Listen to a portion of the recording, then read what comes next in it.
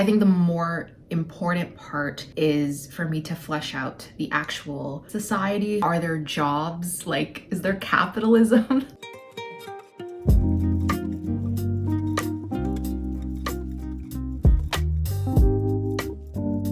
Hi, hello, welcome back to my channel. So I just wanted to quickly give an intro to this video because this is actually part 2 of my brainstorm / outline with me video. Didn't mean for it to be a 2-parter video. It just happened to turn out much longer than I thought it would. This video should still make sense in isolation, but just in case you want like extra context on the story that I'm talking about in this video. In part 1, I kind of explain like how this story idea came to be, and I just explain a little bit more like my thought process during like the brainstorming stage. In this video, I'm talking through my world building, thoughts on like brainstorming character arcs, and how I kind of structure plot beats. I also want to make the same kind of disclaimer that I made for that video. As always, there is no right or wrong way to write your book.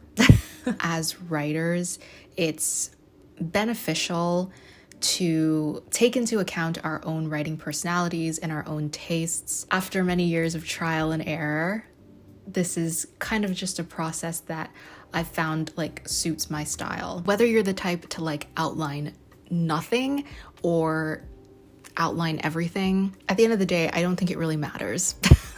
Sometimes my outlining process is a little bit more meticulous. Other times it's even less detailed than this. It really varies depending on the project. This really isn't meant to be like an advice video or anything. If it's helpful, cool. If not, I hope it's at least interesting. Yeah, that is all. I hope you enjoyed the video. Thank you for watching.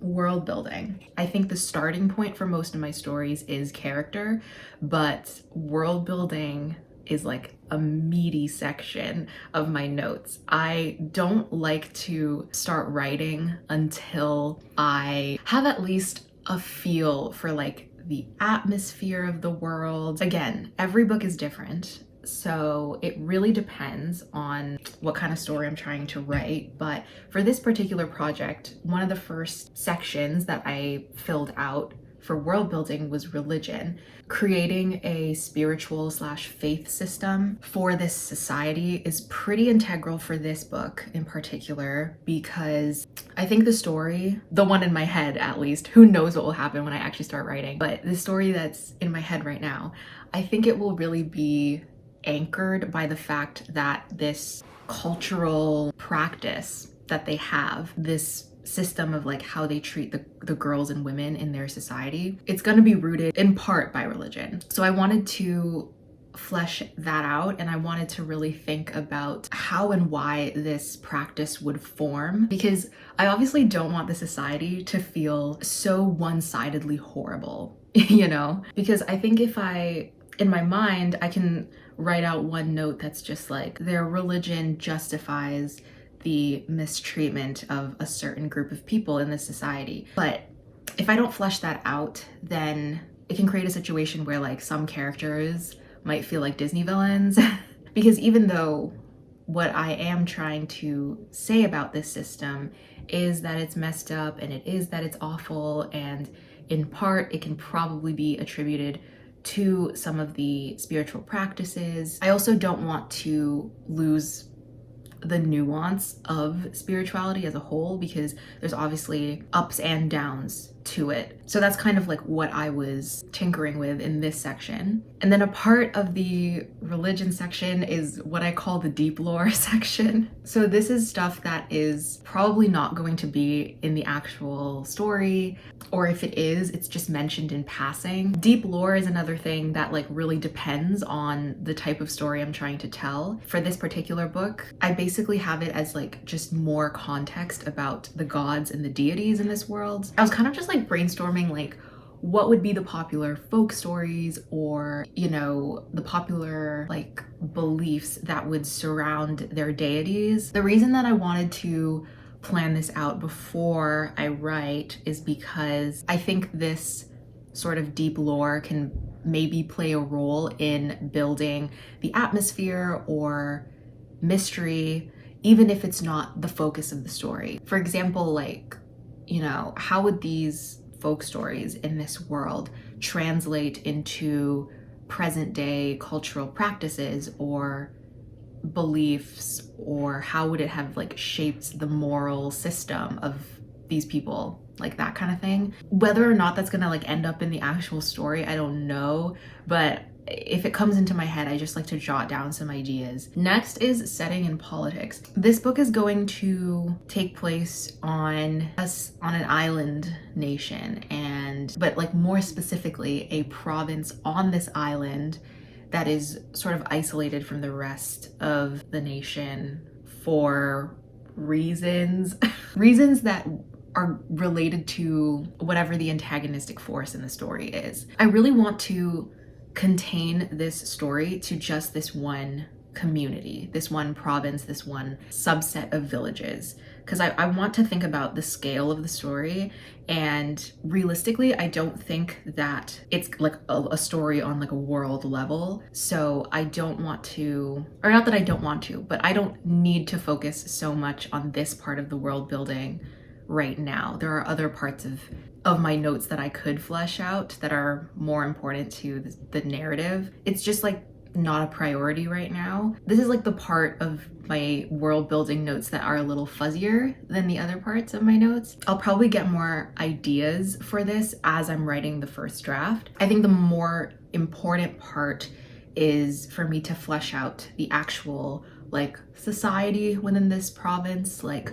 who are the leaders, how do people leave and enter the community? Like, can they do that at their own will? Is it expensive? Are there jobs? Like, is there capitalism? Who is rich? Who is poor? And along that vein as well, I'm also starting to think more about like, where are my characters positioned in this society, because that's going to affect their entire character, their motivations and desires probably. Okay, and then lastly we have the antagonist.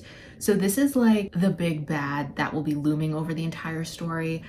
Again, I've decided that I don't want it to be like a monster or a person for this book. So I have a section in my notes that's like to flesh out what this thing is and how people within this society feel about it. Do they know about it? I think this will also tie into their spiritual beliefs. And whatever this entity is, I think it will be interesting to explore the idea of maybe like how people have slightly different opinions towards this thing, which will create a further layer of conflict in the story. Because I think in the same way that Christianity, for example, has many denominations, I think it would make sense that depending on how people interpret their scripture or their folklore, those different interpretations would lead to ideological fractures. I think that theme could be tied and explored to this antagonistic force. Maybe some people would view it as an antagonistic force and maybe some people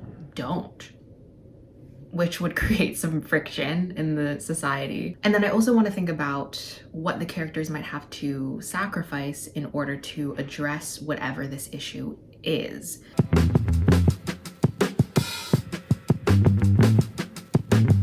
So let's talk about characters. I have two main characters for this book.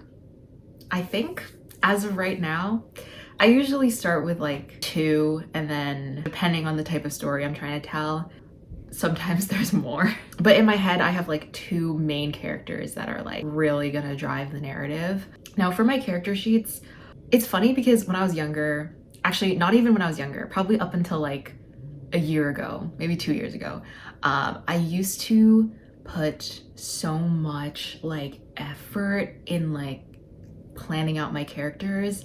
So, you know, I'm talking like mood boards for every character. What I found for me personally was that like nothing would tell me who my characters are more than just freaking writing it.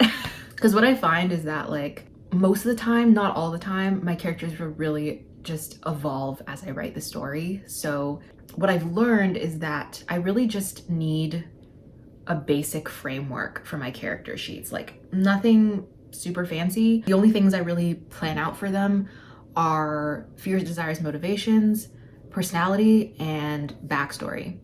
And all of these things could shift and change, but I just like use this as the foundation. I've learned to try not to stress too much about like planning like every single aspect about them. The most important thing I want to know before writing the draft is just like a general idea of what is their external conflict and their internal conflict, and how are those two things going to bounce off of each other in the narrative, or how are those two things fundamentally at odds with each other. The latter isn't true for every character, but oftentimes there is some really interesting drama to extract from, you know, the internal and external conflict, each being like a roadblock to each other. Their motivation or their goal is linked to the external conflict oftentimes, but their fears and desires are often linked to their internal conflict. For example, I think what I'm planning for one of the main characters in this book is he sort of has a role in the society that makes him a like protector of these villages. To oversimplify, I guess. Let's say he needs to protect the village. External conflict. I kind of want that to be at odds with whatever his fears and desires are, which is internal conflict. Because I think that creates some really interesting friction, and I have some ideas for how that kind of arc could play out for him. So on the topic of character arcs, I do like to go into my drafts having at least one or two ideas for what my main character's arcs will be. I like to ask myself, like, where could these characters end up by the end of the story? What have they lost or gained in the process? And I just like write out a few ideas. I don't 100% know yet because I haven't written the draft.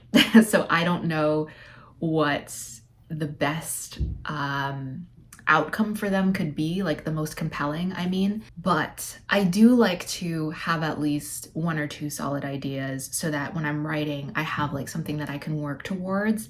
And if a better ending comes up while I'm writing, then I chase that, but I don't like to go in not knowing anything. And the reason that I care a lot about character arcs in my brainstorming stage is that when I write, I don't want my stories to feel like my characters are just going from like plot point to plot point to plot point. And oftentimes when I have found myself in that predicament of like, oh, my characters are feeling flat or bland, it's usually because, like when I look back on it in hindsight, it's usually because I didn't have a strong enough idea of their fears, desires, and motivations, which is normal for first drafts, obviously. What else did I write down? Oh, I'm also thinking for this book, I want to write a grumpy ex ball of sunshine dynamic with my two main characters because I haven't done a proper like grumpy ex ball of sunshine dynamic, even though I love that dynamic and I've always wanted to do it. I just like have never had a story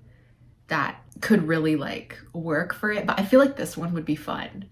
Like these two characters I feel like would work really well with that kind of like personality contrast, I guess. So yeah, that's the kind of thing where I would put this under personality, and their personality would also tie into their backstory a little bit, because I think a character's life experiences and upbringing is going to reflect why they are the way that they are. And it's also going to inform like the types of decisions that they make as they move through the story. Brainstorming personality and backstory also allows me to plan for moments of vulnerability in the story. Because for example, if I have one of my main characters, like the one that's going to be the Ball of Sunshine character, if he is a very outgoing person normally, and like I establish that like he's outgoing, he works well with people. I want that to be like consistent, and I want to establish that. And then when he starts being more reclusive or less forthcoming in the story, you can feel that that's like an emotional turning point in the narrative for the plot, but also for him as a character. I do also have a section for side characters who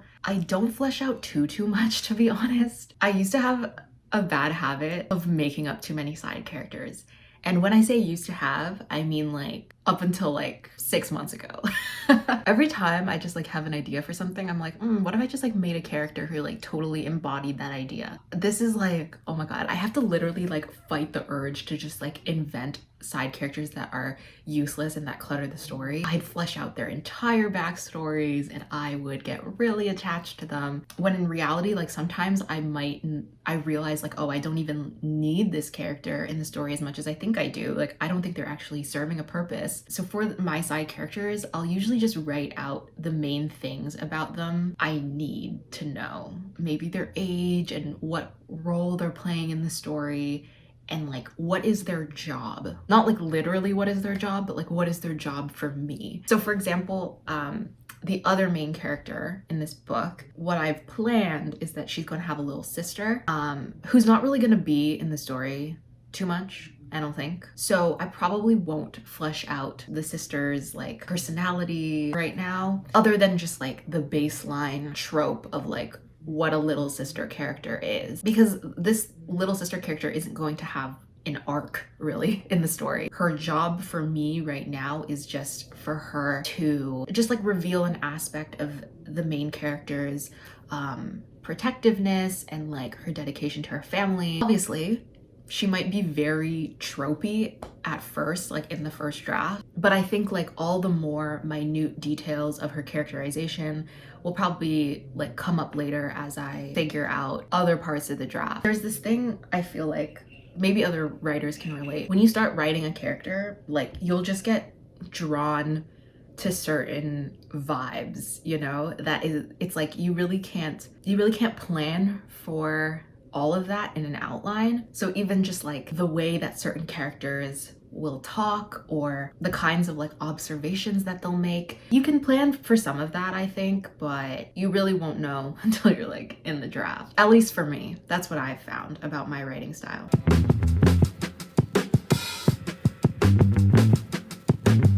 Okay, let's talk about plot beats and outlining. So I do this once I get to the end of my notes. I'll like go back up to the top of the document and I'll like write out my plot beats, or I should say I write down ideas for each major part of the narrative. Again, these are all ideas because they could change.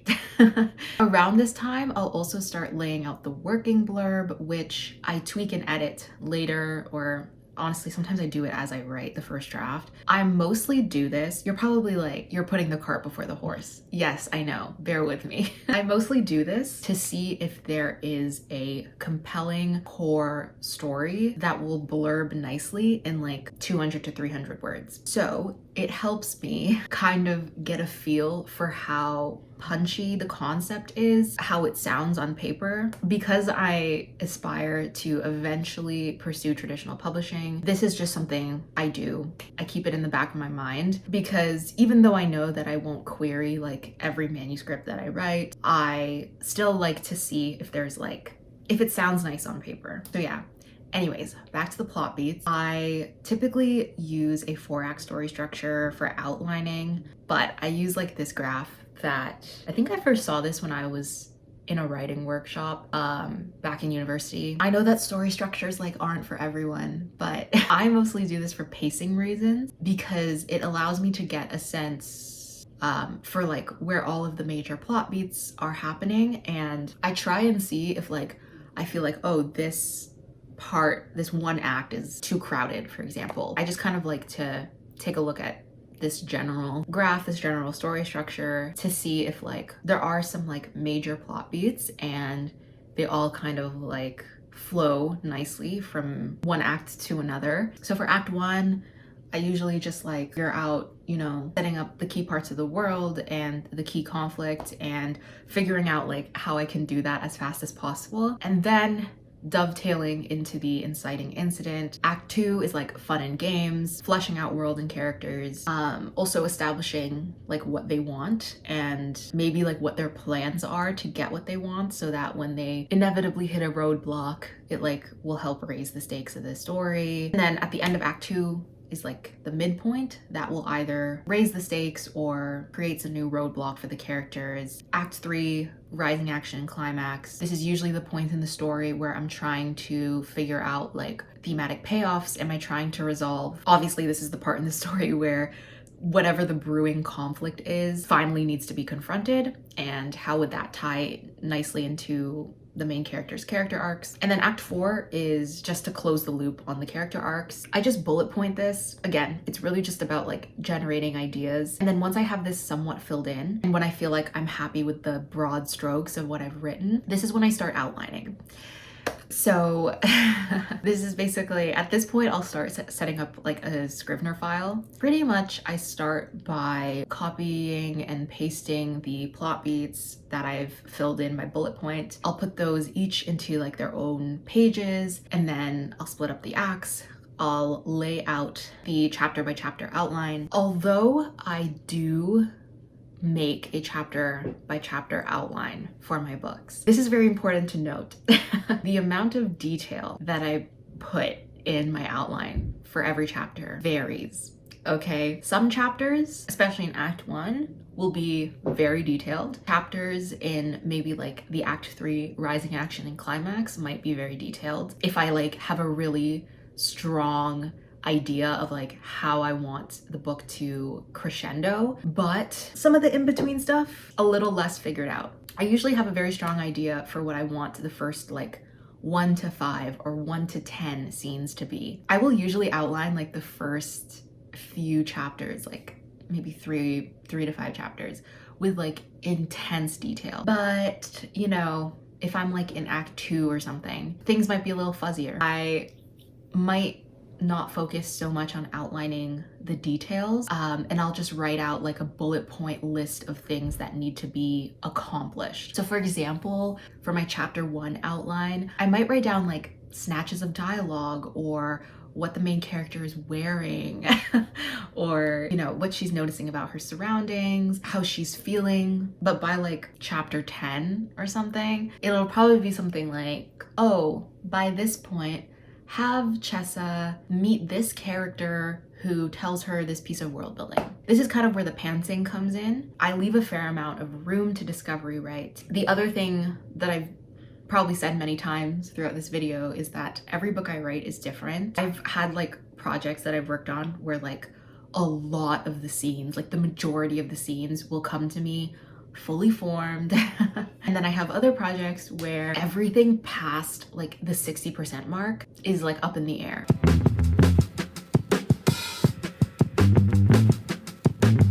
I haven't fully started out the outlining process for this book. To be honest, there's not much I can say about the actual outlining process. I don't think it would like make an interesting video, to be honest, because it just involves me laying out a fresh Scrivener file and like making folders and pages and shit. It's not that interesting. So anyways, I have no idea if I made any sense in this video. I would love to know, how do you guys plan your books? Because I feel like writers are very different when it comes to like the brainstorming process. Some writers plan their books, some writers like plan pretty much nothing. I would love to know where you guys are on the spectrum. If you're an outliner, if you're a pantser, if you were like disgusted by this video because you're like, why do you plan all this stuff out? That is all. Thank you guys as always for watching, and I hope all of your writing projects are going well. Walk into the place, dispatch you from a race. My heart, it started racing.